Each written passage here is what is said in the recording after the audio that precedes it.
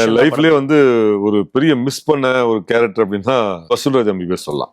அந்த படத்துல வந்து கமல் சார் கூடவே வர ஒரு 7 கேரக்டர்ல நானும் ஒரு ஆளா செலக்ட் பண்ணி நடிக்க வச்சிருந்தாங்க. இது வந்து ஃபேட்டுன்னு சொல்றதா என்னோட நேரம் சொல்றதுதான் தெரியாது எனக்கு. அந்த படம் நடிக்கும்போது அந்த படத்துக்கு ஜஸ்ட் பிஃபோர் ஒரு 3 மாசம் முன்னாடி வேற ஒரு படத்துல நான் சத்ரபதிங்கிற படத்துல சரக்கு மசா படத்துல அதுலயும் மெயின் கேரக்டர் சரக்கு மசாருக்கு மெயின் ரைட் ஹேண்ட் நான் தான் அந்த படத்துல சத்ரபதியில. அதில் நான் கமிட் ஆகிட்டேன். ஒரு 10 நாள் நடிச்சிருப்பேன். அதில் நடிச்சு முடிச்சுட்டா ஒரு லாங் கேப் ஆகிப்போச்சு. ஏதோ டேட் ப்ராப்ளம் ஏதோ ப்ராப்ளம் சொல்லிட்டு ஒரு 6 மாதம் ஷூட்டிங் நடக்கலை. நான் வந்து வேறு படத்துக்கும் போக முடியல. அவங்க வந்து போகக்கூடாதுன்னு சொல்லிட்டாங்க. வேறு படம்லாம் விட்டுட்டு அந்த ஒரு படத்துக்காக வெயிட் பண்ணிட்டுருக்கேன். ஏன்னா மெயின் கேரக்டர். அப்போது வசூல்ராஜ் MBBS வந்து எனக்கு வாய்ப்பு வருது. எனக்கு எப்படி இவ்வளோ பெரிய படத்தை நான் விட முடியுமா அப்படின்றதுக்காக நான் போய் அந்த கம்பெனியில் போய் கேட்குறேன். சார் கமல் சார் படத்தில் கமல் சார் கூட வர மாதிரி நல்ல ஒரு கேரக்டர் சார் அப்படின்னு கேட்குறேன். மேனேஜர் வந்து சரி சம்பத் அது மாதிரிலாம் சில படங்கள் வரும் கேட்பேன் வேணான்னு விட்டுருவேன்.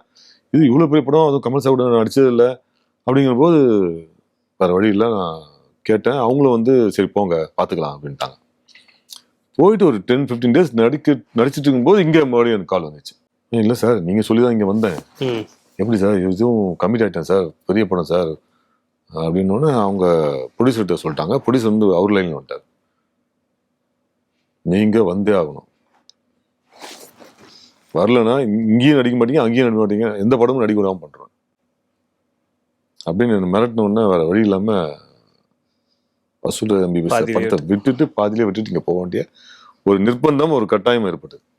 அது என் லைஃப்லேயே வந்து மறக்க முடியாத மனம் ரொம்ப புழுங்கி போன ஒரு நேரம். அதுதான் நேரம்னு சொல்றதா ஃபேட்னு சொல்றதான்னு தெரியல. அது பண்ணியிருந்தேன்னா படம் ஃபுல்லாவே அந்த பல காட்சிகள் மேக்ஸிமம் குரூப்போட தான் இருப்பாரு. எல்லா காட்சியும் ஏன்னா 40 நாள் ஒர்க் சார். அதில் 10 நாள் தான் ஒர்க் பண்ணிருப்பேன். 3 சாங்கு ஒரே ஒரு சாங் தான் பண்ணியிருப்பேன். எனக்கு எவ்வளோ பெரிய எழுப்பு அது. சத்ரபதியிலையும் த்ரூ அவுட் நல்ல மெயின் கேரக்டர் தான். பட் ஸ்டில் கமல் சார் படம் அப்படிங்கிற போது இன்னும் கொஞ்சம் கூடுதலான ஒரு இது இருந்திருக்கும்.